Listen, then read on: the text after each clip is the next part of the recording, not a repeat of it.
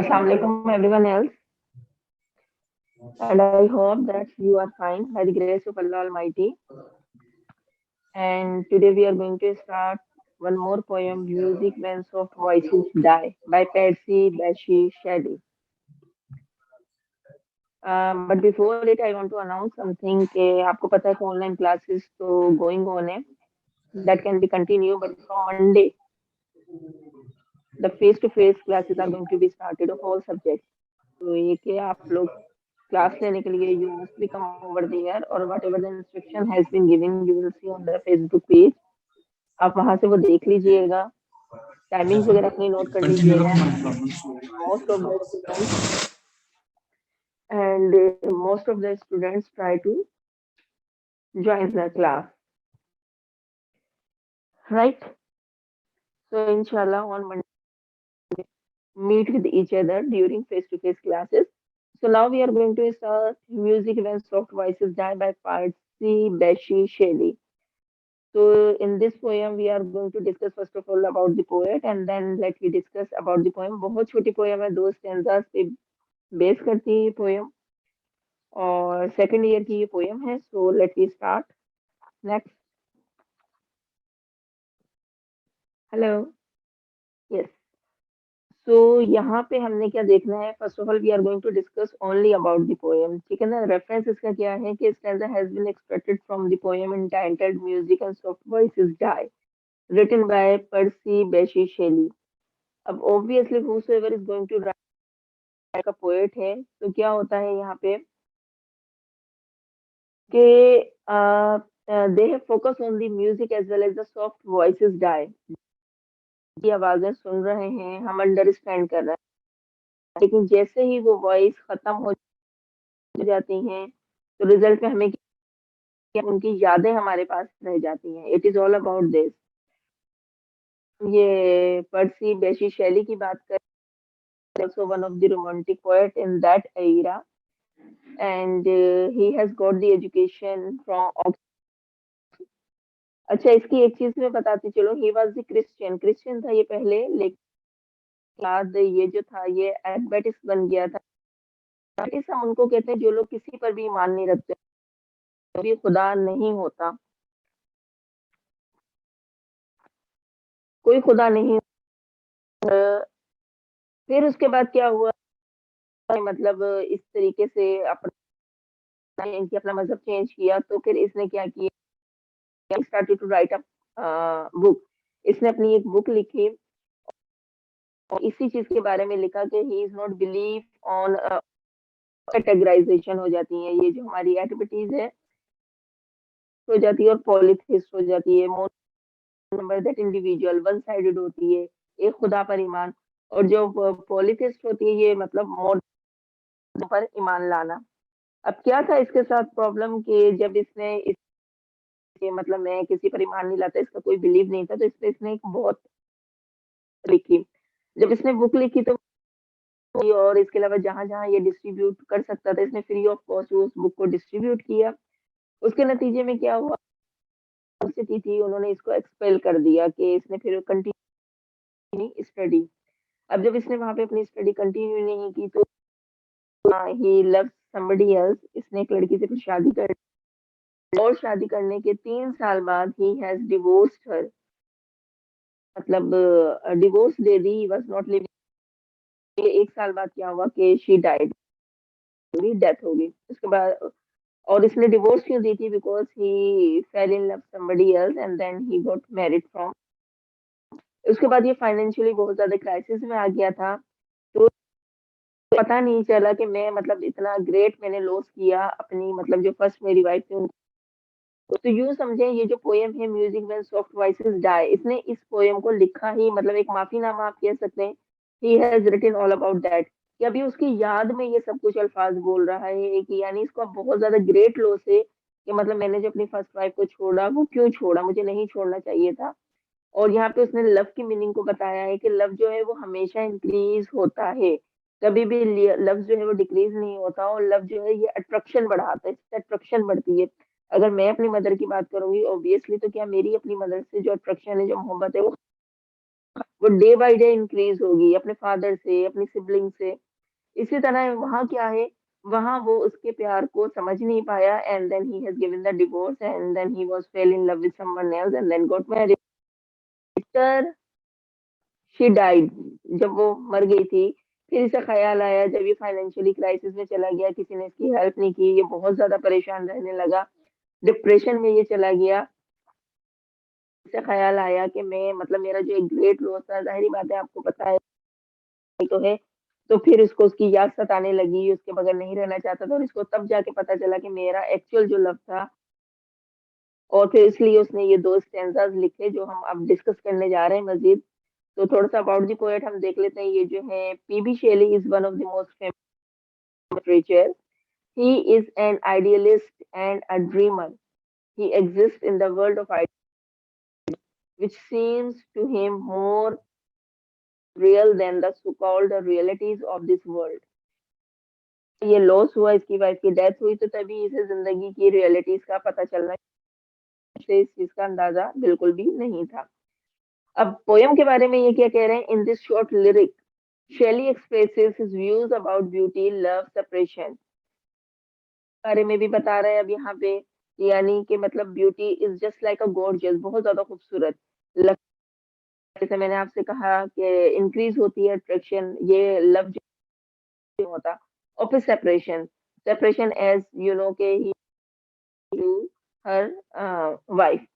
He says that the beauty is immortal and changeable. यहाँ पे 2 categorisation होती है। हमने एक ना एक दिन कोई भी लिविंग थिंग है, ऑब्वियसली उसने इस दुनिया से चले जाना है, तो इमोर्टल। और यहाँ पे क्या कह रहे हैं कि जो ब्यूटी है इज इमोर्टल, ब्यूटी जो है लव चेंज हो ही नहीं सकता, it does not change with the, चाहे कितना भी टाइम गुजरता चला जाए ये कम नहीं हो। सर्कमस्टेंसेस, हालात कैसे भी हो जाए, कभी बहुत अच्छे हालात होते हैं, ज्यादा डाउन हो जाते हैं, लेकिन इससे आपका जो मतलब ब्यूटी है it can not be change. हाँ, ब्यूटी टाइम के साथ साथ खत्म, हम ये कह सकते हैं, लेकिन इसका ये मतलब नहीं कि उसकी खूबसूरती वो फिर भी उस टाइम पीरियड में भी लगती है। इट डज नॉट डाई, कभी नहीं खत्म हो सकती। Separation does not kill true love, चाहे आप दूर सेपरेशन हो जाए, लेकिन वो जो ट्रू लव होता है ना आपके अंदर, it can not be means separate. ठीक है ना, इनर लव जो है नोबडी कैन रिमूव इट। आप खुद भी उसे रिमूव करना चाहें तो आप उसे खत्म नहीं कर सकते। ठीक है, तो अब हम इन दोनों के ये जो है शैली जो है what he has written all about. Next,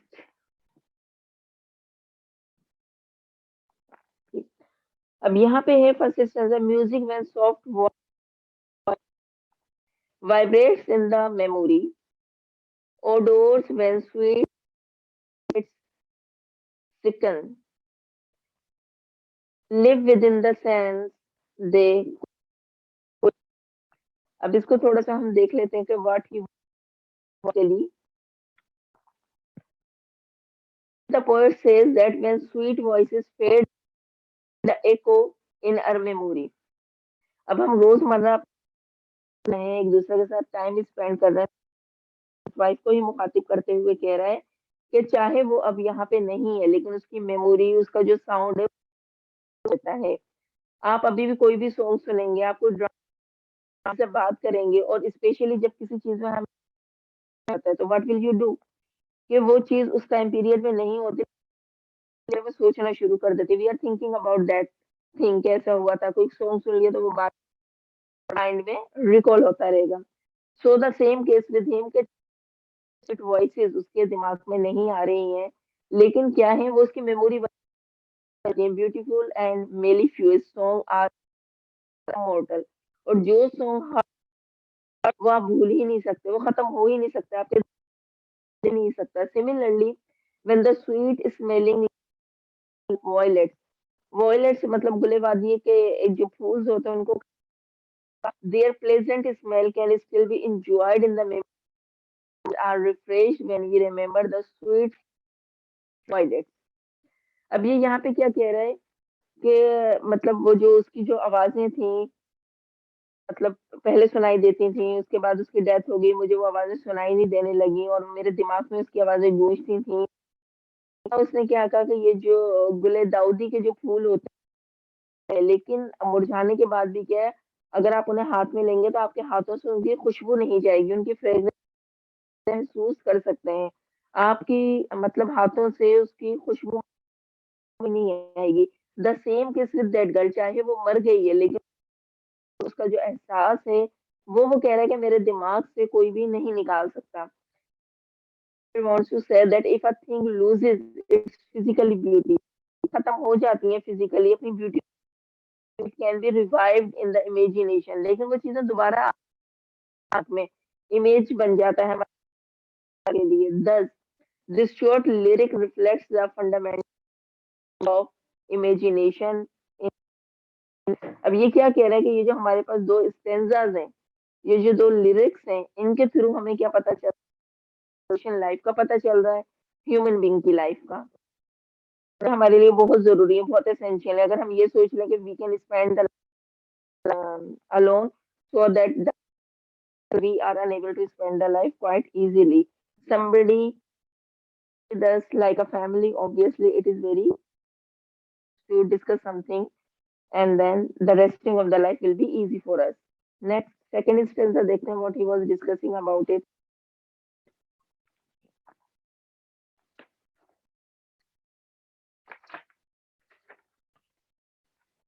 Okay, this is not the second stanza. First stanza continue.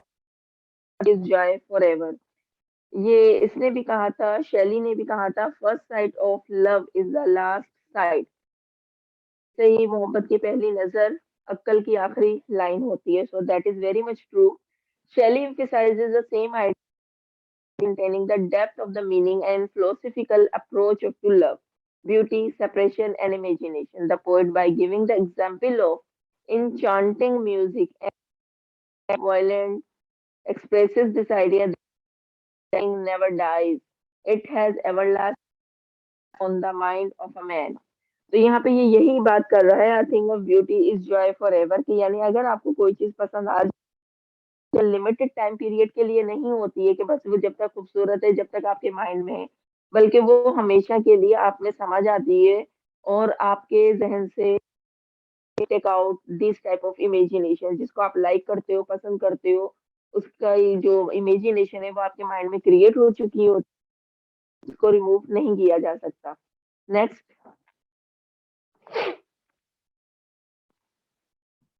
Yes, now roses leaves when the love itself shall slumber on. तो मैं जरा डिटेल में पढ़ दूं stanza number 2। when the rose is dead, आज कहते हैं एक ढेर को, बहुत सारे चीजों को, जो that is called heap, heaped for the beloved's bed and so thieves when thou art gone, love itself shall slumber on। वैसे तो स्लम्बर कहते हैं हम डीप स्लीप को, गहरी नींद सो जाना। जाहिर बात है वो जो लड़की है वो अब गहरी नींद जाके सो चुकी है। तो यहाँ पे क्या बात कर रहे हैं, शैली believes in the love which shuns fulfillment, desire that always remains unsatisfied. In love, Shelley must find something, I think, ever to aspire, ever to look forward to. It is in the fulfillment that is happiness. He has expressed tonic conception of love in this beautiful बात कर रहा है। ये किस चीज की बात कर रहा है हमारे पास, ये कह रहा है कि जिस तरीके से इंसान मर जाता है और उसकी चीजों को लिए हम क्या करते हैं कि फूलों की पत्तियां लेकर जाते हैं। अब जाहिर बात है एक इंसान मर चुका है, वो कब्र में जा चुका है, वो, लेकिन क्योंकि हमें उसकी याद आती है, हम उसे याद करते हैं दिल से, तो हम उसके लिए क्या करते हैं, हम फूलों की पत्तियां डाल देते हैं और उनकी याद इस तरीके से बाकी रहती है। इस तरीके से उनकी याद जो है बाकी रहती है, कोई उनकी यादों को नहीं निकाल सकता, कोई उनको रिमूव नहीं कर सकता। यहाँ तक के फिर उनकी जो मतलब he express the platonic conception of love in this beautiful stanzas. और उनका जो इमेज हम अपने माइंड में क्रिएट कर चुके होते हैं वो चाहते हुए भी कोई हमसे ले नहीं सकता। ये वही यादें होती हैं कि उन यादों को हम ताज़ा करने के लिए फिर जाहिर बात है उस जगह पे जाते हैं जाके वो इंसान फॉरएवर क्या है। और फिर हम मतलब रोज पेटल्स उनकी कब्र पे डालते हैं, जिसकी वजह से क्या होता है कि हमें मतलब उनकी याद आती है और दोबारा से हम वो कुछ सोचने पे मजबूर हो जाते हैं, the time which we have spent already with that particular person. Okay, the poet says that when rose petals wither away, they do not become useless. They retain their sweet smell even after withering away. That is why they are used for decorating the beloved's bed. The poet's beloved has been separated from him. She is not with him, but her thoughts are with him, and his love will sleep on her thoughts. अब यहाँ पे वो क्या कह रहा है कि वो मतलब मोहब्बत जो है ऑब्वियसली वो दायमी मोहब्बत है। और वो मतलब बिल्कुल यकीनी बनाई जा सकती है। और यकीनी वो किस तरीके से बनाई जा सकती है कि जब भी आपको उस शख्स की याद आए तो जाहिर बात है आप उसके पास जाएं और रोज पेटल्स जो हैं वो उसके ऊपर डालें और वहां बैठ के उसके लिए दुआ करें। और जितनी भी उसकी यादें हैं उनको समेट के अपने माइंड में रखें। तो मतलब ये जो एक ट्रू लव होता है वो यही होता है कि ऐसा नहीं है कि आप जब तक जिंदा हैं and then you are loving with somebody else और मरने के बाद आपका जो जो प्यार है वो कभी जिंदा नहीं रहेगा। That is not. वो मतलब यही कह रहा है कि मतलब मैं जो हूँ तुम्हारे प्यार को समझा ही अब हूँ, and that is my loveliness that I am coming over here and then I am remembering that everything else. कि मैंने मतलब जितना भी टाइम तुम्हारे साथ गुजारा है it was a fruitful time और मैं तुम्हें कभी भी नहीं भूल सकता। और फिर वो उसकी याद में जब भी उसे याद आती है बहुत ज्यादा याद आती है। हम लोग भी इसी तरह करते हैं, या तो त्योहारों पे जाते हैं या जब कभी हमें याद आती है तो फिर हम क्या करते हैं, फूलों की पत्तियां लेके जाते हैं, पानी लेके जाते हैं। The same case with him as well. Shelley जाया करता था उसके पास और उसकी कब्र पे बैठा करता था, पत्तियों को फैलाया करता था और बस उसकी याद में अपना टाइम स्पेंड किया करता था। और मतलब this is the thing which he will never ever forget. Next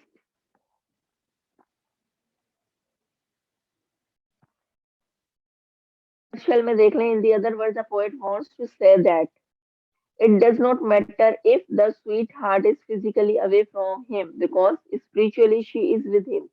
अब क्या होता है कि अगर फिजिकली सेपरेशन हो गई है, फिजिकली वो इंसान आपके पास नहीं है, इसका ये मतलब नहीं है कि वो स्पिरिचुअली भी नहीं है, आपके दिमाग में नहीं आता, आपसे आके वो शख्स बातें नहीं करता। शी इज विद हिम, वो मरने के बाद भी उसके साथ थी। He is not alone, as in his imagination he finds his beloved very close to him. Separation has sharpened love, but he is free from mental agony, as her sweet thoughts away always comfort and soothe him. His love is passionate and profound, and it will not change with the passage of time. He cannot forget his beloved and will continue to love her in his imagination, as true love does not die and transcend all barriers and surmount all obstacles. Absence sharpens love, distance intensifies love, but imagination brings the beloved so close to the lover that distances come to an end and the two separate united. अब यहाँ पे ये वही बात कर रहा है कि फिजिकली सेपरेशन हो भी गई है लेकिन आपकी इमेजिनेशन में वो शख्स है, वो आता भी है, वो आपसे बातें भी करता है, वो आपके साथ टाइम भी स्पेंड करता है। और आप जो बिलव्ड वन है उसको कभी भी नहीं भूल सकते। आप एक डिस्टेंस क्रिएट नहीं कर सकते अपने इमेजिनेशन में। आप कहने आपके जो टू सोल्स आपस में मिलते हैं, you will not suppose to be intensify them. ठीक है। तो यहाँ पे वो यही कह रहे हैं कि चाहे फिजिकली हम दुनिया वालों की नजरों में खत्म हो जाते हैं लेकिन जो ट्रू लवर्स होते हैं वो हमेशा साथ रहते हैं। और वो एक दूसरे के जो मतलब सोल्स है वो आपस में मिल जाते हैं, दे कैन बी यूनाइटेड। वो सेपरेट नहीं होते मरने के बाद भी। Here today we will discuss two poems. Next,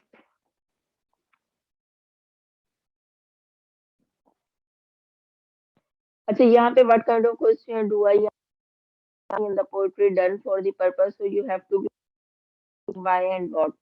तो यहाँ पे आपका जो क्वेश्चन है आप फेसबुक पे भी कमेंट्स पास करते हैं, तो ये जो वाई और व्हाट कभी भी खत्म नहीं होना चाहिए। देखिए कभी भी कोई राइटर पोयम लिखेगा तो there are some reason behind it. उसने किस चीज के बारे में लिखा, ऑब्वियसली वो फिजिकल अपीयरेंस को भी शो कर रहा है कि वो किसा था, वो क्यों इस तरीके से कर रहा है, क्योंकि वो चाहता था, उसको उसकी स्पिरिचुअलिटी जो थी वो कोई भी खत्म नहीं कर सकता था। व्हाई डिड ही से दिस, क्यों उसने ऐसा किया, ताकि लोगों को इस बारे में पता चल सके कि जिसको आप लाइक कर सकते हो, you will not suppose to lose them. हम फौरन ही उस समय आके कोई डिसीजन ले लेते हैं और फिर सारी जिंदगी हमें पछताना पड़ता है। What is this suppose to mean?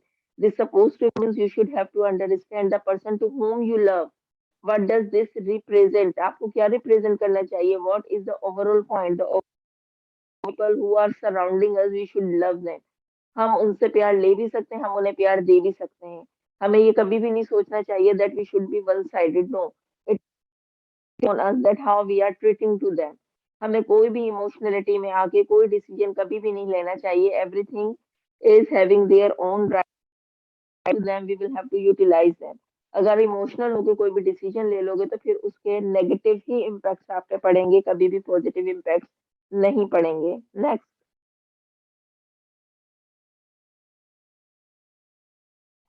यहाँ पे ये म्यूजिक की बात, ये सर इसको बिल्कुल क्लियर कर दीजिए।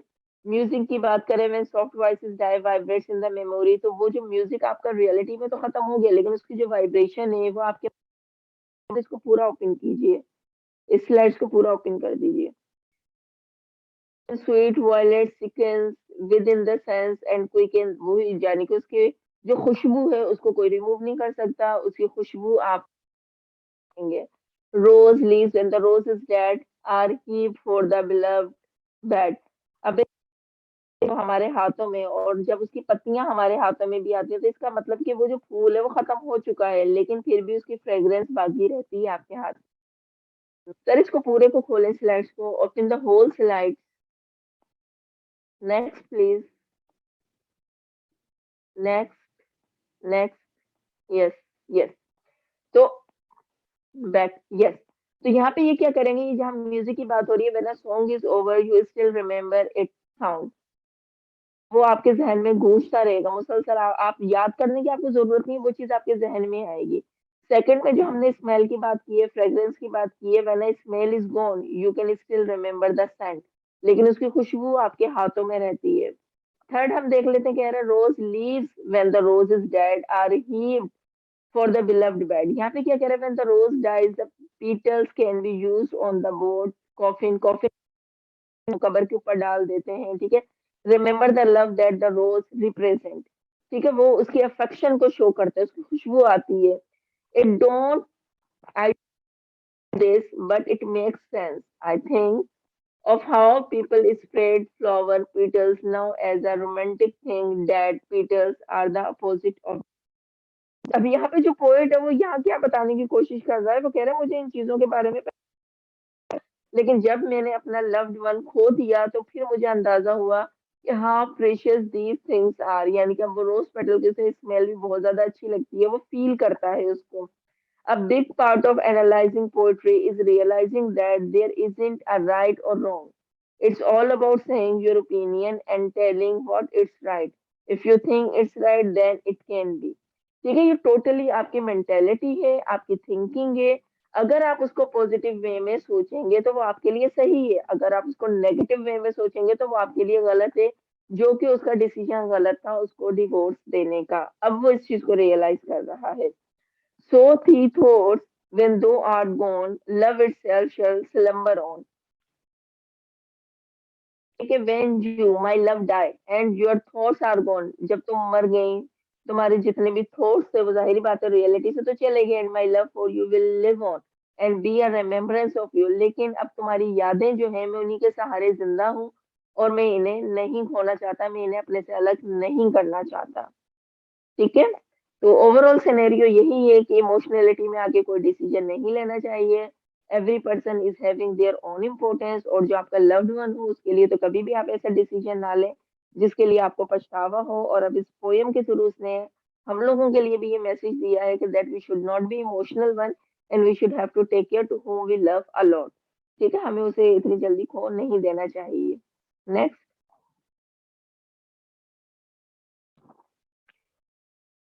इसका फाइनल पैराग्राफ को हम देख लेते हैं। क्या कह रहा है फाइनल पैराग्राफ में इन डिटेल।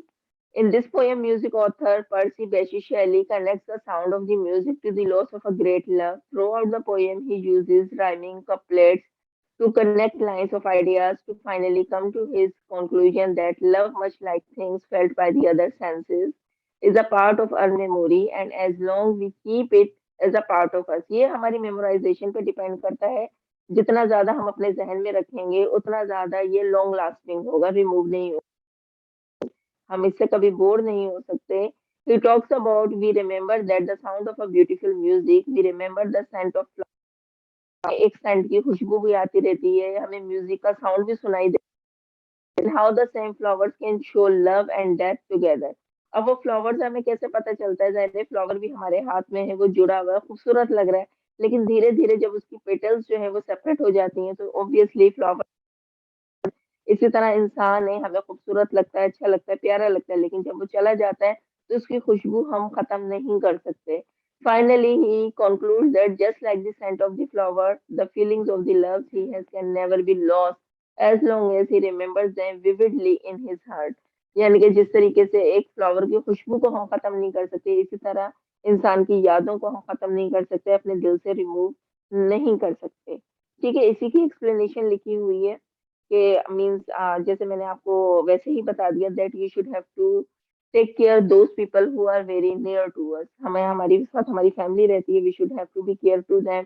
और जहाँ तक पॉसिबल हो we should have to live happily with them, love with them. और अगर वो दुनिया में नहीं है तो हमें उनके पास जाना चाहिए, हमें मतलब कब्रिस्तान जाना चाहिए, उनके लिए दुआ करनी चाहिए और उनकी यादों को कभी भी अपने दिल से दिमाग से नहीं निकालना चाहिए। नाउ नेक्स्ट पोयम हम स्टार्ट करते हैं, ये भी एक छोटी सी पोयम है, तो इसको देखते हैं। This is also one of the poem of second year say not the struggle naught. Next जी, इसको हम स्टार्ट कर लेते हैं say not the struggle naught availeth. ये है ऑर्थर हु क्लफ की अब इसमें इसने ऑर्थर ने क्या किया था कि don't tell me that struggling doesn't achieve anything else. कुछ लोग होते हैं जो स्ट्रगल करने के साथ हिम्मत हार जाते हैं और स्ट्रगल करने में गुजार देते हैं और उनको उस तरीके से रिजल्ट नहीं मिलता और भी कर लेते हैं। हमारे पास बहुत सारे ऐसे केसेस हैं, पाकिस्तान में भी ऑल ओवर द वर्ल्ड, के बहुत ज्यादा स्ट्रगल करते हैं। समटाइम पैसा भी उनके पास होता है, एक तो पैसा जिसकी वजह से क्राइस मतलब लोग जो है डिप्रेशन के शिकार होते हैं, चले जाते हैं। So that the next thing is that कि वो क्या करता है, वो कहता है कि जो भी चीज है हमें ये तो सोचना ही नहीं चाहिए कि हमने इतनी स्ट्रगल की और हमें इसके रिजल्ट में, इसके नतीजे में कुछ नहीं मिला। ऐसा नहीं होता, हमें कुछ ना कुछ जरूर मिलता है। ठीक है, तो ऑर्थर जो है एक मतलब हमारी मेंटेलिटी पे इन्होंने ये पोयम जो है लिखी है, जिस तरीके से हमारी मेंटेलिटी है, हम इतना कुछ करके हम चाहते हैं फौरन से हमें रिवॉर्ड मिल जाए। तो उसका कहना ये कि ये ऐसा नहीं होता, सर्किल है जिसको चला रहा है हमारा अल्लाह, एक सिस्टम है पूरा जिसका जो राइट टाइम होता है। लेकिन अगर हम ये सोचें उस राइट टाइम के लिए हम सिर्फ बैठ जाएं तो that can not be possible. हमें स्ट्रगल तो करनी ही करनी है और जितनी ज्यादा हम स्ट्रगल करेंगे उतना ही अच्छा और बड़ा हमें रिवॉर्ड मिलेगा। तो देखते हैं इनको कि क्या लिखा हुआ है इन्होंने अपनी थीम में। Say not the struggle naught avail, say not the struggle naught avail, a famous and the inspiring poem है ये, ऑर्थर की क्लब की। H Clough was an English poet and educationalist. His famous works include the thread of truth, all is well and London square. ये जो इनके इन्होंने काम किए हैं इन पे, ये इनके बहुत ज्यादा फेमस है। And this is one of the poem which he has written about the people who are disappointed from their life। इन्होंने पेसिमिस्ट होने से मना किया है कि लोग जो है मतलब पेसिमिस्ट हो जाते हैं, नेगेटिव थॉट्स रखते हैं, नेगेटिव सोचना शुरू कर देते हैं। तो कोई भी हालात हो, कैसे भी हालात चल रहे हो, we should be optimistic, positive ही सोचना चाहिए। कि मतलब हमें ये नहीं कहना चाहिए कि मतलब जद्दोजहद का हमें कोई फायदा नहीं हुआ और क्या फायदा इतनी मेहनत करने का। तो ये आपको पेसिमिस्ट की तरफ ले जाती है, नेगेटिव थॉट्स की तरफ ले जाती है, जो कि आपको बाद में बहुत इसका नुकसान उठाना पड़ता है। नेक्स्ट जी, यहाँ पे हम इन लाइन्स को थोड़ा सा देख लेते हैं। ओवरऑल पोयम का एक रेफरेंस है यहाँ पे Okay, these lines given for explanation have been extracted from the poem entitled Say Not to Struggle, Not Evil, composed by Arthur Hugh Clough. अब पोएट के बारे में देख लेते हैं about the poet he is a great poet but known and admire more of his friendship with a greater poet educationist यानी कि ये अपनी फ्रेंडशिप की वजह से बहुत ज्यादा फेमस है। मैं इनकी थोड़ी सी हिस्ट्री बता दूं कि इन्होंने जो है वो सर्जन बनना था पहले और उनकी जितनी भी स्ट्रगल थी वो इसी के लिए थी but later on he has realises when इनका जो फ्रेंडशिप सर्कल था कि दैट ये तो एक बहुत अच्छे पोएट बन सकते हैं and started to write some poetry. और शुरू में खैर इन्होंने सोनेट भी लिखे उसमें इनको इतनी ज्यादा कामयाबी भी नहीं हुई but later on as by the help of his friends so that he started to write down the poem और आज इनका एक अपनी मतलब पोएट की हिस्ट्री में एक नाम है। Matthew Arnold for his support and Florence Nightingale. ठीक है ना। अब थोड़ा सा हम पोएम को देख लेते हैं। This poem teaches the moral lesson of inflicting courage ceaseless struggle and sunny optimism of hope, aspiration. The poet, through various images, conveys a great message that without struggle, man cannot accomplish anything really great in this world. Struggle is a key to success in human life. It is rightly said, all honor to those who try. Yes, हम एक try again भी poem थी some other time I will discuss अगर मेरे पास live session में मैं आपसे discuss कर सकी so that I will touch with that poem.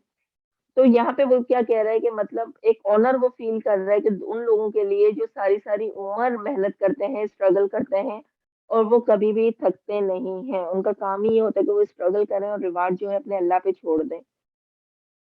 कुछ लोग थोड़ी उन्हें रिवार्ड चाहिए होता है और अगर उन्हें वो रिवॉर्ड नहीं मिलता तो वो बहुत जल्दी से डिसअपॉइंटेड हो जाते हैं और डिसअपॉइंटेड का आपको पता है फिर नेगेटिव इम्पैक्ट आना शुरू हो जाते हैं। जब आप स्टेंजा पढ़ते हैं कि पोएट मजीद इसके बारे में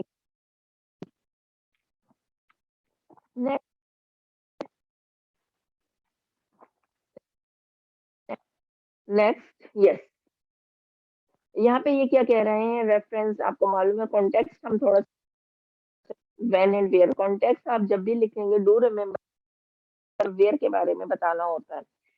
सो in this poem the poet says that the struggle does not go rewarded. We should not be disappointed with failure. We should not think that our efforts are useless and that has no effect on the enemy. He gives some examples to prove that our efforts do not go waste.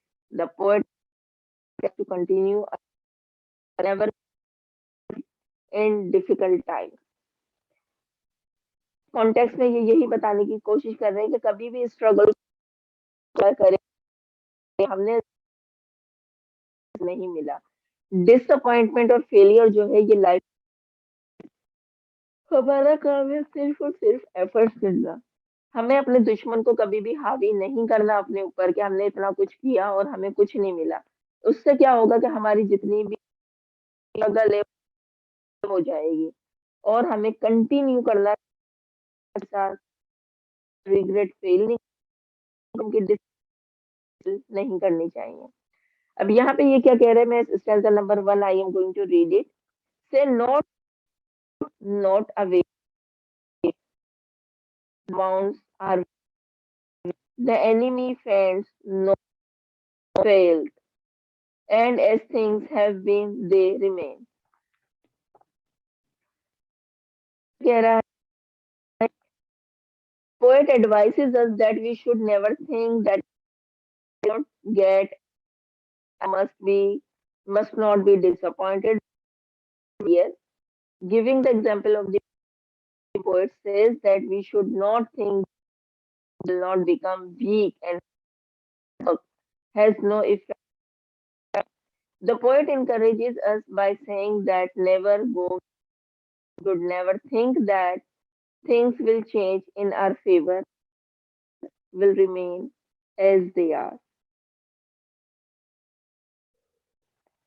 अब यहाँ पे ये क्या कह रहा है poet के ये ना कहो कि जद्दोजहद का कोई आप जो भी काम करते हो आप जो भी तकलीफ उठाते हो आपको ये नहीं होना चाहिए कि आपका दुश्मन जो है वो आप पे यहाँ पे इन्होंने बैटल फील्ड की एक एग्जाम्पल दी है। आप जितने भी स्ट्रगल कर रहे हो आपका जो एनिमी है वो कमजोर हो रहा है आपकी इस स्ट्रगल से। आप कमजोर नहीं हो रहे, आप जितनी ज्यादा स्ट्रगल कर रहे हो आप में स्ट्रेंथ आ रही है। नहीं है कि जैसी चीजें हमें नजर आती हैं वो वैसा ही होता है। लगता है आपकी स्ट्रगल में इतनी ताकत हो और वो राइट टाइम रिवॉर्ड मिलने का। पोएट क्या कह रहा है कि हमेशा आपको चाहिए आप अपने आप को खुद से इनकरेज करें, और कि हमारी कभी भी वेस्ट नहीं हो रही, जाया नहीं हो रही। ये थिंकिंग को रिमूव कर देना चाहिए। Will not change, will remain.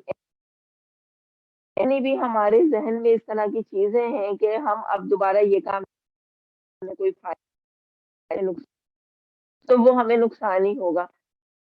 Reality है बेसिकली वो आप fight कर रहे हैं। तो बेटर है कि you should think become going to start stanza number 2।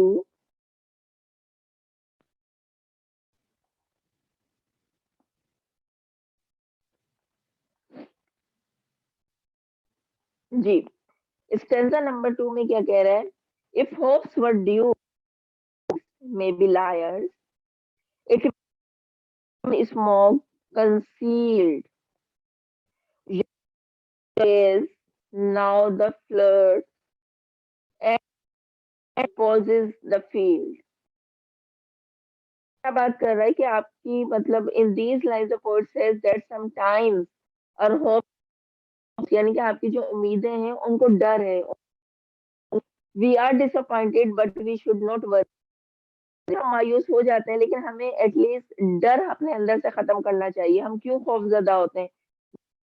Hopeful for our future success, हमें हमेशा अच्छा ही फ्यूचर के बारे में सोचना चाहिए, हमें कामयाबी के ही बारे में सोचना चाहिए। The poet encourages us by saying that our fear of failures may be false, यानी कि हमारे अंदर के जितने भी फेलियर हैं, जितने भी फियर्स हैं, उन सबको वो कहता है खत्म कर दें, ये आपके साथ नहीं चलने वाले, इनसे भागें। अगर आप इनको मैदान में ले जाएंगे और खत्म करके जाएंगे आप एक मैदान में, तो क्या है, आपको सक्सेस मिलेगी। Because the poet gives us the example of the battlefield and says that our own companions may be running after the enemy who is fleeing and they may win battle for us। The poet gives us the lesson of hope and encouragement। यानी कि आप किसी भी मैदान में चले जाते हैं तो वहां से आप कामयाबी तभी हासिल करेंगे जब आप अपने अंदर का खौफ खत्म कर देंगे। अंदर का खौफ कब खत्म होगा? जब आपको पता है आप कोई भी काम हो शुरू करने से पहले आप ये सोच लें कि वो काम आप कर सकते हैं। आप इंटरनली उस चीज को परसीव करें, फील करना शुरू करें। अगर आप शुरू कर जाएंगे तो क्या है कि फिर बैटल फील्ड में जाने के बाद भी कोई फायदा नहीं होगा। आपने जहां जो काम करना है, आपने जितनी स्ट्रगल करनी है, अपने अंदर के जितने भी खौफ है कि ऐसा करूंगा तो ऐसा हो जाएगा, वो ये कहेगा, वो ये सोचेगा, आप ही अपने अंदर के फियर्स को खत्म कर दें और फिर आपका टाइम आएगा कि जब आप हर मैदान में, हर बैटल फील्ड में कामयाबी हासिल करेंगे। नाउ नेक्स्ट स्टेंजा देखते हैं what he is telling to us.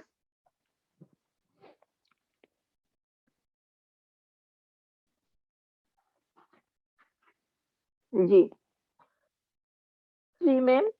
For while the tired waves, vainly breaking, seem here no painful inch to gain, far back through creeks and inlets making, comes silent flooding in the main।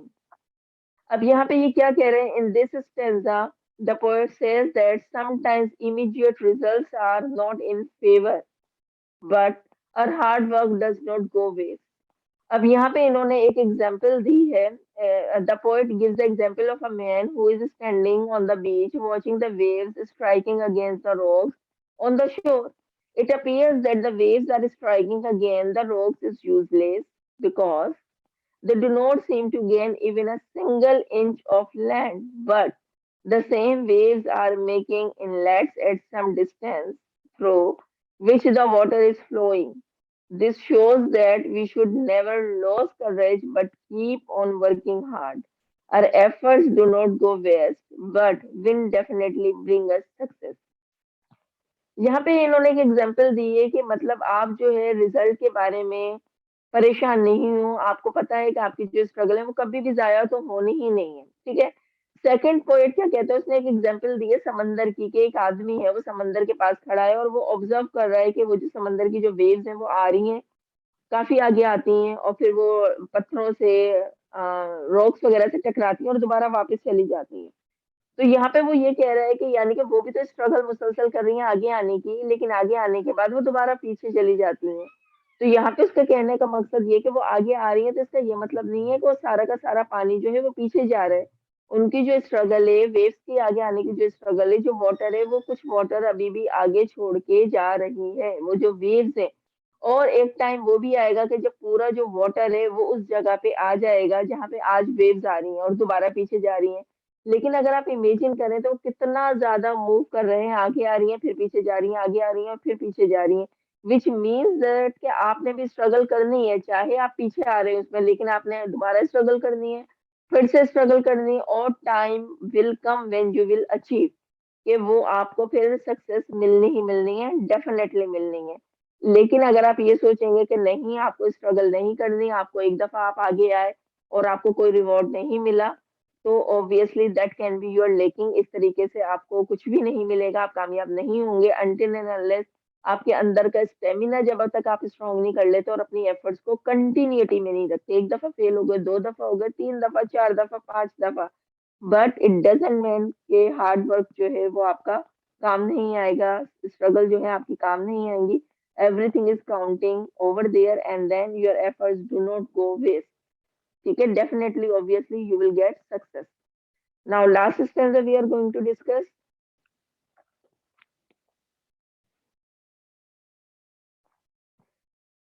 Stanza number 4। Yes, and on windows only. When daylight comes in the light. In front of the sun climbs slow, how slowly, but westward look, the land is bright. अब यहाँ पे क्या कह रहे हैं poet, in these lines the poet says that we should always remain hopeful and should never think that our efforts are useless and are not producing immediate result. यानी कि हमें मतलब नाउम्मीद तो होना ही नहीं चाहिए और ये सोचना ही नहीं चाहिए कि हमारी जितनी भी एफर्ट्स हैं वो सब नाकाम हो गई हैं, बल्कि आपको ये सोचना चाहिए कि हमें मतलब नाउम्मीद बिल्कुल भी नहीं होना, और ये कुछ ना कुछ हमें मतलब बेटर ही रिजल्ट प्रोड्यूस करेंगी हमारी effort. He man who is looking at the rising sun through eastern windows. To him, it appears that the sun is rising is very slowly, but when he looks towards the west, he finds that the sun has spread its light in all the direction and has brightened whole land. Thus, the poet tells us that our struggles do not go west and bring good results in the long run. अब यहाँ पे इन्होंने क्या example दी है, एक सूरज की example दिया। अगर आप एक सूरज को देखते हैं तो क्या मतलब है, अब वो पूरी दुनिया में तो रोशनी दे रहा है। कुछ ऐसे मतलब कंट्रीज ऑब्वियसली जहाँ पे सूरज नहीं होगा, लेकिन ओवरऑल वो उसका काम क्या है, रोशनी देना, प्रोड्यूस द लाइट। लेकिन क्या लगता है कि एकदम सूरज जो है वो ऊपर आ जाएगा और रोशनी देना शुरू कर देगा? ऑब्वियसली नहीं। जब सूरज चढ़ना शुरू करता है, राइज होना शुरू करता है, तो स्लोली एंड ग्रेजुअली वो ऊपर आना शुरू होता है। और उसके बाद क्या होता है, उसका जो एक पॉइंट है, उसका जो एक पीक पॉइंट है, वो वहां पे रुकेगा। और उसके बाद उसकी मतलब जो सनलाइट है वो पूरे ओवरऑल जहां जहां तक मतलब वो उसने फैलनी है वो फैलेंगी। और उसके फैलने के बाद जो उसका एक खूबसूरत सा मंजर है वो नजर आएगा। सबको नजर आएगा कि सूरज जो है वो रोशनी अब प्रोवाइड कर रहा है, दोपहर का वक्त हो गया है। ठीक है, तो इसी तरह उन्होंने इंसानों के साथ कहा है कि स्लोली स्लोली एक टाइम में किसी को कुछ भी नहीं मिलता, जैसे जैसे आप धीरे धीरे स्ट्रगल करोगे वैसे वैसे क्या है, आप चढ़ना शुरू हो जाओगे। जब आप अपने पीक पॉइंट पे पहुंच जाओगे, जब आप किसी काबिल बन जाओगे, आप डॉक्टर बनना चाहते हो, आप इंजीनियर बनना चाहते हो, आप पोएट बनना चाहते हो, तो ये थोड़ी आप बचपन से ये चीजें करोगे, लेकिन ऐसी सोच रखना है, धीरे धीरे स्ट्रगल करना। और फिर जब आके जब आप एक किसी एक पॉइंट पे बन जाते हो, किसी काबिल हो जाते हो, तो फिर लोगों को नजर आता है कि हाँ, यू आर समवन, की यानी अब आप आगे किसी काबिल हो गए हो। और फिर लोग आपको अप्रिशिएट करते हैं और उस वक्त आपको पता चलता है कि मेरे पीछे कितनी स्ट्रगल है इस काम के लिए। लोगों को तो नहीं पता, ये तो सिर्फ आपको मालूम है ना कि आपने कितनी ज्यादा एफर्ट्स की हैं। और अब ये टाइम आया है कि आप जो है इस मुकाम पे पहुंचे हो, and now the people are knowing you, इससे पहले किसी को कुछ नहीं पता होता आपके बारे में। तो हमें स्ट्रगल का दामन कभी भी नहीं छोड़ना चाहिए, हमें हमेशा जो है इसको थामे रखना चाहिए, स्ट्रगल करनी चाहिए। Now next.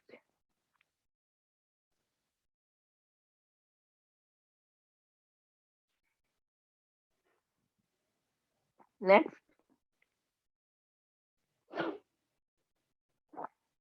अब यहाँ पे हम थोड़ा सा नटशेल में देख लेते हैं इसको सम अप कैसे करना है। द पोएम से not the struggle naught avail gives the message of hope. The poet says that honest effort and suffering never be unrewarded. ठीक है, हमें होप का दामन कभी भी नहीं छोड़ना चाहिए। यहाँ पे पोएट का क्या कहना है कि जितनी भी मतलब हमारी एफर्ट्स हैं, सिंसियर एफर्ट्स जो हैं, वो कभी भी मतलब ऐसा नहीं है कि हमें रिवॉर्ड ना देके जाए, वो रिवॉर्ड देकर जाती हैं। और कभी कभी तो ऐसा होता है, sometimes the result of effort is delayed, कि देर जरूर होती है हमें अपना रिवॉर्ड हासिल करने में, but it does not mean that efforts have gone waste, कि हमारी जितनी भी स्ट्रगल है वो सारी की सारी जाया हो जाएगी। Efforts to bear the fruit, effort जो है वो हमारा मतलब एक फ्रूट बन रही है, एक अच्छा वाला एक फल बन रही है। The wounds given the enemy never go waste, जितने भी हमने जख्म खाए, ये वो जख्म नहीं है जो फिजिकली हम फील करते हैं वाउंड्स को, नहीं। हमें जो तकलीफें होती हैं, हमें जो परेशानियां होती हैं, we should not be disheartened, हमें कभी भी मतलब डिसहार्ट नहीं होना, बर्दाश्त करना है। और इम्पेशेंट, इम्पेशेंट नहीं होना, हमने बेसब्री से उस चीज का इंतजार नहीं करना, बल्कि हमें ये सोचना चाहिए कि राइट टाइम पे वो खुद हमारे पास आ जाएगी।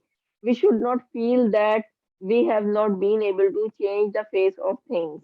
ठीक है, हमें कभी भी ऐसा नहीं सोचना चाहिए, हमें फील ही नहीं करना चाहिए कि ये चीज मतलब हमें कोई फायदा नहीं पहुंचा रही। If hopes were ड्यूब्स, fears may not be liars। अगर ये जो उम्मीद का दामन हम थाम ले, तो ये फियर्स वाली चीजें वो कभी भी हमें अरे जहन में नहीं है, और हम कभी भी लायर्स ना बन सके। It means that if our hopes do not come true, नहीं भी हमारी जो होप्स है वो मतलब सच साबित होती हैं अकॉर्डिंग टू अस, और fear can also be baseless. तो हमारे ये जो खौफ है तरह तरह के, हम ये जो सोचते हैं, ये बिल्कुल बेसलेस है, इनकी कोई अहमियत ही नहीं है। It is true that we should not build castle of hopes in the battle. जाहिर बात है, अब ये भी नहीं कि हम बहुत ज्यादा लग्जूरियस लाइफ के बारे में सोच रहे हैं, ऐसा नहीं होना चाहिए। The real picture of the battle remains hidden, क्योंकि जो रियल पिक्चर है वो हमेशा से हिडन है। जो चीज हमें अचानक पता चलती है वो हमारे व्यू में नहीं आती है। बिहाइंड द स्मोक, वो छुपी होती है एक धुएं की तरह के, जैसे जैसे धुआं खत्म होता है तो हमने सामने एक बहुत अच्छी ब्राइट पिक्चर नजर आती है। Our comrades may have been on the verge of the victory, यानी कि हमारे जो कुलीग्स हैं, हमारे जो फ्रेंड्स हैं, वो क्या है, वो भी हमारे साथ होते हैं हमारी विक्ट्री में, हमारी जीत में। We have not been able to know of this due to smoke of gun. If we lose hope and fail to help our comrades who need it, victory may be delayed। अगर हम यही सोचेंगे और हम अपने दोस्तों से भी अपनी मतलब इस चीज का डिसअपॉइंटमेंट का डिस्कस करेंगे, तो यहाँ पे हमारी फेलियर है, ना कि हम खुद डिसअपॉइंटेड हो, बल्कि अपने फ्रेंड सर्कल में भी यही मशवरा दें कि we should not be disappointed. हमें डिसअपॉइंट होना ही नहीं है, हमें बिल्कुल मतलब होपलेस नहीं होना। एंड बस हमें एक विजन जो है हमारा अपने एक जहन में होना चाहिए, एक टारगेट हमें सेट कर लेना चाहिए अपने माइंड में। And then according to that target we should मतलब अवेल इट, हमें बस सोच लेना है कि until unless we are not getting this, तो हमें भी और स्ट्रगल कर। Once in a while you have set up in your mind कि आपने एक अपना माइंड में टारगेट सेट कर लिया है, तो nobody can snatch it, कोई भी चीज आपको वहां से नहीं मतलब लेकर जा सकती। Everything would be clear to you, और सारी चीजें जो है वो फिर आपके अपने हाथ में होती हैं। And then you will spend the life quite happily. वरना आप स्ट्रगल भी करोगे और अपना माइंड सेट नहीं करोगे, तो आपकी जो लाइफ है उसमें प्रॉब्लम्स जो है ज्यादा आना शुरू हो जाएंगी, और कभी भी कोई प्रॉब्लम आएगी तो आप ब्लेम करोगे कि लोग क्या फायदा हुआ मेरी इतनी मेहनत का। तो बेहतर है you should have to remove this type of hopeless things from your mind, और अच्छा अच्छा सोचें ताकि आपकी लाइफ में अच्छा अच्छा होना शुरू हो जाए। ठीक है, thank you so much. Next slide.